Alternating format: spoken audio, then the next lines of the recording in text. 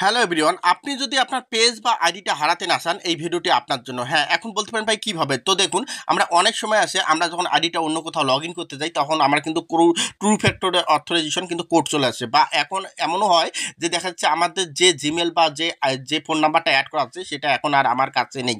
এখন আপনারা এই মতো অবস্থায় কীভাবে লগ ইন করবেন এবং ট্রু অথরাইজেশন কোডগুলো আগে থেকেই কীভাবে সংগ্রহ করে রাখবেন, আজকের ভিডিওটা আপনি যদি দেখেন তাহলে কিন্তু এটা আপনার জন্য অনেক উপকারে আসবে এবং আপনি আগে থেকে জানতে পারবেন যে আপনার কোন কোডগুলো আসবে। তো দেখুন, আমি একটা আইডিতে চলে আসলাম। আইডিতে চলে আসার পর এখন আমি কি করবো, এখান থেকে এই যে থ্রি ডট যে অপশনটা আছে না, এখন আমি এখান থেকে থ্রি ডট অপশনে চলে যাবো। তো আপনারা কি করবেন, এখান থেকে থ্রি ডট অপশনে চলে যাবেন। তো এই যে উপরে দেখতে পাচ্ছেন থ্রি ডট যে অপশনটা, আমি এখন এখানে ট্যাপ করে দেবো। তো আমি এখানে ট্যাপ করে দিলাম। তো ট্যাপ করার সাথে সাথে এখন আমি কি করব, এখান থেকে দেখতে পাচ্ছেন এই যে সেটিং যে অপশনটা আছে না, আমরা এখন সেটিং অপশনে ট্যাপ করে দেবো। আপনার সেমভাবে সেটিং অপশনের মধ্যে ট্যাপ করে দেবেন। তো আমি এখানে সেটিং অপশনের মধ্যে ট্যাপ করে দিলাম। সেটিং অপশনে ট্যাপ করার পর এখন আমাকে এখানে যেটা করতে হবে, এখানে দেখতে পাচ্ছেন পাসওয়ার্ড অ্যান্ড সিকিউরিটি যে অপশনটা, আপনারা পাসওয়ার্ড অ্যান্ড সিকিউরিটি অপশনে ট্যাপ করে দেবেন। তো আমি এখানে ট্যাপ করে দিলাম। ট্যাপ করার পর এখন নিচে দেখতে পাচ্ছেন যে এই যে অপশনটা পাসওয়ার্ড অ্যান্ড সিকিউরিটি, আবারও নিচে যেটা দেখতে পাচ্ছেন আপনারা এখানে ট্যাপ করে দেবেন। তো আমি আবারও কিন্তু এখান থেকে পাসওয়ার্ড অ্যান্ড সিকিউরিটির যে অপশনটা আছে না, এখানে আমি ট্যাপ করে দেবো। তো আমি এখানে ট্যাপ করে দিলাম। তো ট্যাপ করার পর এখন আমাকে যেটা করতে হবে, এই যে দেখতে পাচ্ছেন ট্রু ফ্যাক্টর অথরাইজেশন যে অপশনটা আছে, আমরা এখন এই অপশনের মধ্যে ট্যাপ করে দেবো। তো আমি এই অপশনের মধ্যে ট্যাপ করে দিলাম। এখানে ট্যাপ করার সাথে সাথে আপনাদের যে পাসওয়ার্ডটা আছে, আইডির যে পাসওয়ার্ডটা আছে, আপনার পাসওয়ার্ডটা দিয়ে দেবেন। তো জাস্ট ওয়েট, আমি আমার পাসওয়ার্ডটা দিয়ে নিব। তো আমি এখান থেকে আমার পাসওয়ার্ডটা দিয়ে নিচ্ছি।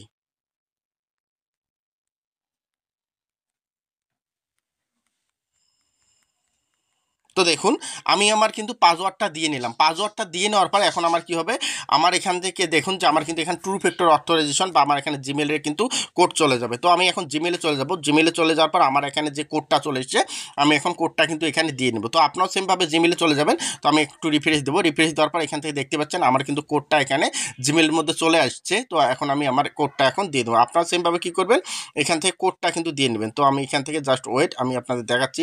আমার কোডটা এখন আসেনি, এই তো কোডটা চলে এসেছে। এখন আমি এই কোডটা দিয়ে নেব। এখন আপনারা কি করবেন, আপনার অবশ্যই এটা জিমেল বা এখানে আপনি যদি চান যে আপনি জিমেল যদি আপনার না থাকে, তাহলে এখান থেকে কি করবেন, এখান থেকে কিন্তু এই যে এখানে যে পাসওয়ার্ডটা আছে, এখানে পাসওয়ার্ডটা আপনাদের আইডির পাসওয়ার্ডটা আপনি দিয়ে নেবেন। তো আমি এখানে দিয়ে নিলাম। দেওয়ার পর এখানে কন্টিনিউ দিলাম। কন্টিনিউতে দেওয়ার পর এখন আমি এটা যেটা করব, এই যে দেখুন এখানে যে অপশনটা আছে না, এখানে দেখুন যে এই যে এখানে আমার এখান থেকে ট্রাস্টেড ডিভাইসে, তারপর এখান থেকে এই যে এডিশনাল মেথড।